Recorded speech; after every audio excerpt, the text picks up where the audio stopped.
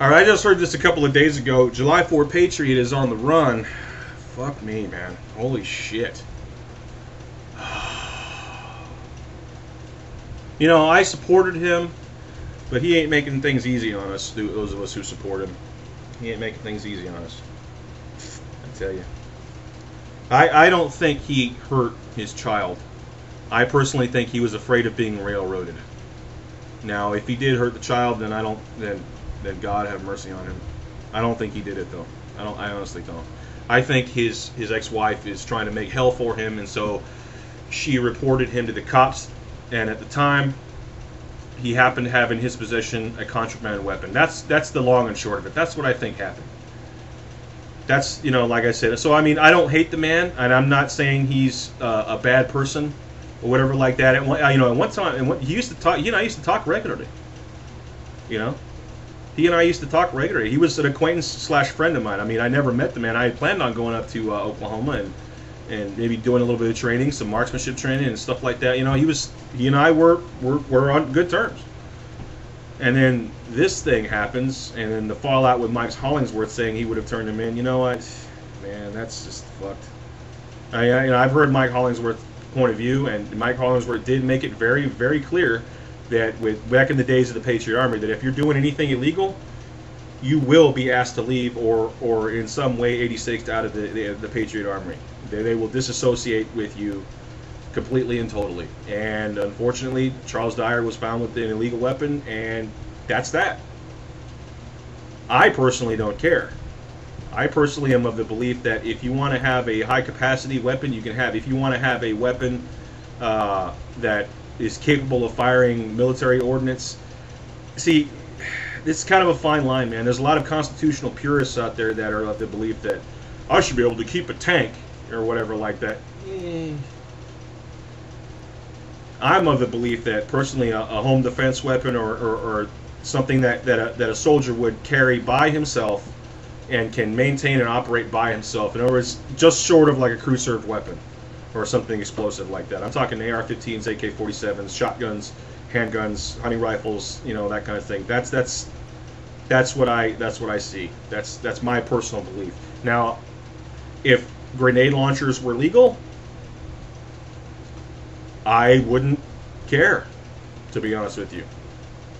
They're currently illegal, and I don't care, quite frankly. That's just the way I have no use for a grenade launcher. I wouldn't know how to operate one even if I did, and I'm not interested. You know, so I mean, a lot of people have a lot of opinions on it. I don't have an opinion on that. So, you know, whatever. I mean, I don't, like I said, I don't think July 4 Patriot is evil. I think he has a good heart in him. I think he genuinely loves his country. But you know what? He's not making it easy on us, on the rest of us back here who are. You never know what could have happened, man. He could have been kidnapped for all we know. I mean, this is getting a little tinfoil hatty, but you never know. He could have been, picked up, you know, via arrest warrant or something like that, and they, you know, and now all of a sudden, right when Obama, oh, get this, man, I put this together, and the first person I thought of was what if they're going to try and pin something on J4P? You know, you got Obama saying, yeah, we're not worried so much about 9/11 attacks. Could you move the teleprompter closer, please? Yes, thank you.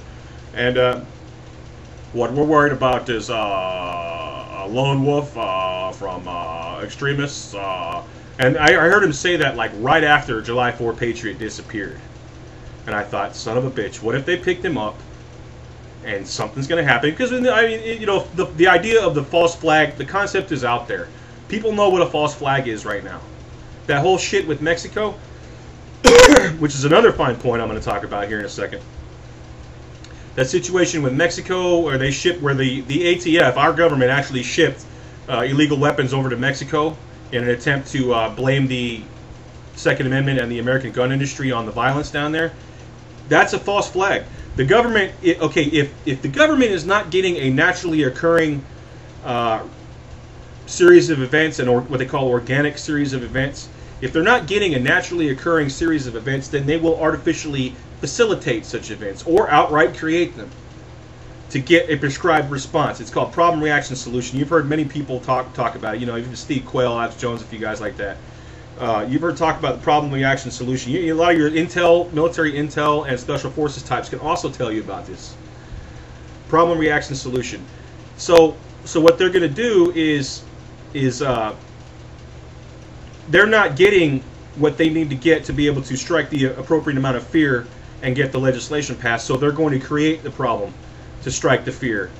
They're going to blame it on some problem or some fringe group, and then they're going to use that situation to pass the appropriate legislation. They're going to use people's fear and people's outcry to pass the appropriate legislation. That's just the way they work. Now, I'm not saying that's going to happen, but I mean, I don't know what's up with Charles Dyer. He could be on the run. You know, he could be. He could be legitimately on the run. He could have been picked up by government authorities and being held somewhere, and next thing you know, a false flag attack is going to go down. It's going to be blamed on him, and now we got a new round of gun control measures, or now we got a new round of emergency executive orders, which start putting people like Charles Dyer and Staff Sergeant Troy and people and myself who have been outspoken against the government, outspoken against corruption in the government. We're not anti-government people. We're anti-corruption. All right? Let's get that fucking shit straight right now. All right? So anyways, next thing you know, some event happens. They blame it on July 4 Patriot, and now we're all getting rounded up. It's like, was it the Army's redneck said, something's going to happen where the Patriots are going to get called out or lured out somehow. This could be it. So be on guard, man. Be ever watchful. Be ever watchful, because if July 4 Patriot supposedly, or if he's accused of doing something, or if it looks like he's done something, they're going to come down on all of us like a hammer. Be ready. Be ready to shout that line of bullshit down. Like when that Lochner fucker, when he went off and killed a bunch of people, there was calls for more gun control, and we shouted it down. Now, if something happens and Charles Dyer is involved, get ready to shout it down. Get ready to protect yourself if necessary. You know, protect yourself legally. Get ready to protect yourself from public outcry. Get ready to shout the truth. You know, as soon as that happens, get on your local talk radio and say, look, the Patriot community is not responsible for this, that, or the other thing. You know what I mean? All we're doing right now is talking and trying to point out the corruption. You know, and we're not going to be alone. This isn't just going to be the Patriot community.